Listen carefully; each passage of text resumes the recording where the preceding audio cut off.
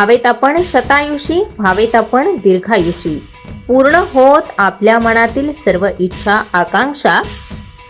भावी आमदार श्री केदारनाना आहेर यांना हितेंद्र बालुशेठ पगार, सागर जाधव यांच्या वतीने वाढदिवसाच्या मनपूर्वक शुभेच्छा।